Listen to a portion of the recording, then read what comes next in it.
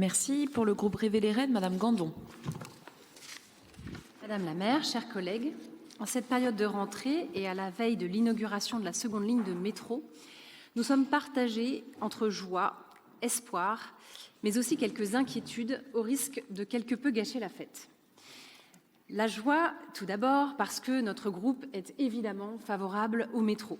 C'est un moyen de transport sûr, rapide, attractif, économe et de fait la meilleure alternative en ville à l'usage de la voiture individuelle. Pour nous, c'est aussi un outil d'aménagement du territoire permettant d'anticiper les mutations démographiques à venir. Nous aimons tant le métro que nous souhaitons d'ailleurs qu'il puisse bénéficier au plus grand nombre. Pour nous, le métro extra-rocade, certes coûteux et long à réaliser, était et reste la solution pour le long terme. Investir dans le métro, c'est façonner le visage d'une ville pour les 100 prochaines années.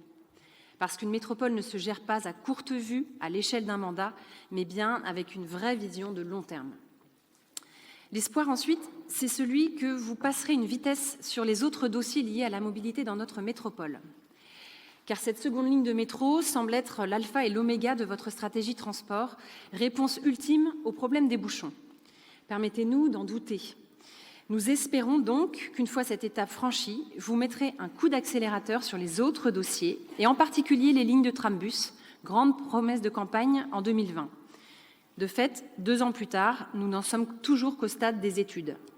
Quand aurons-nous une visibilité sur les tracés et sur la nature des futurs équipements roulants? Pour être efficaces, ces lignes devront rouler en site propre, c'est-à-dire sur des voies interdites aux voitures. Comment comptez-vous éviter de nouveaux phénomènes de congestion sur les axes empruntés? Pour clore le chapitre des inquiétudes, difficile de ne pas évoquer la reprise de la grève des chauffeurs de bus, qui risque d'exclure un certain nombre d'usagers du nouveau métro dans les semaines qui viennent. Enfin, nous souhaitons évoquer également l'enjeu de la sécurité. Certaines stations de métro de la ligne A, comme Kennedy ou Italie, sont devenues des plaques tournantes des trafics. Or, le tracé de la ligne B prévoit de nouvelles stations situées à proximité de points de deal identifiés. Je pense notamment à Gros-Chêne ou Saint-Jacques. Que prévoyez-vous pour éviter un phénomène d'enquistement de la délinquance? Certains parlent même, hélas, de kennedisation de ces futures stations. Par ailleurs, j'utiliserai un peu du temps qui m'est offert ici pour revenir sur un événement passé inaperçu cet été et qui nous semble pourtant revêtir un caractère extrêmement préoccupant. Il s'agit de votre participation, Madame la maire, à une conférence organisée aux universités d'été du Parti socialiste et intitulée « La police tue ». Cela n'a rien d'anodin. Cette phrase, « La police tue », a été prononcée, répétée et assumée par votre allié, le chef de file de la NUPES, Jean-Luc Mélenchon. Elle est devenue un slogan brandi parfois pour justifier la violence à l'égard de nos forces de l'ordre. La reprendre à votre compte, même sous la forme interrogative, comme ce fut le cas lors des débats estivaux du PS, est au mieux incompréhensible, au pire irresponsable. Notre ville subit depuis de nombreuses années maintenant une montée de la criminalité et une délinquance endémique qui pourrissent la vie des habitants. Nous nous en faisons l'écho auprès de vous régulièrement, tout comme nos collègues du groupe Libre d'Agir. Ce n'est pas de gaieté de cœur que nous mettons inlassablement ce sujet sur la table, croyez-le bien. Alors certes, votre majorité agit, augmente les moyens, même si ce n'est pas encore suffisant. Le discours tenu dans cette Assemblée à l'égard des policiers s'est fait plus respectueux que par le passé, votre adjointe à la sécurité exprimant régulièrement sa reconnaissance et son soutien à l'égard des agents.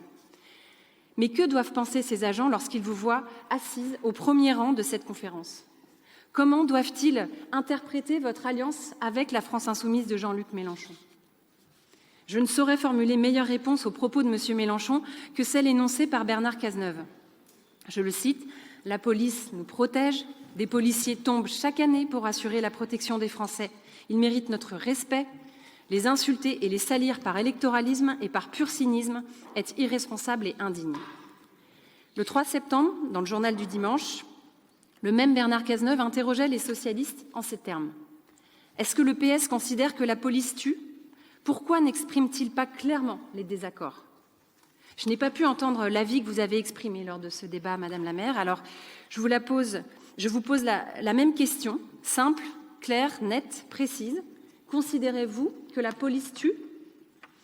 Monsieur Cazeneuve, et d'ailleurs de nombreux socialistes bretons, ajoutaient dans cette tribune « On aurait tort de se satisfaire des postures grandiloquentes de l'insoumission en acceptant le mariage de l'inconséquence et de la violence dans un nihilisme où la colère empêcherait l'avènement de l'espérance. » Les Rennais ont le droit de savoir jusqu'où vous comptez aller dans votre rapprochement avec l'extrême gauche et si nous ne risquons pas de verser à terme dans l'inconséquence et la violence.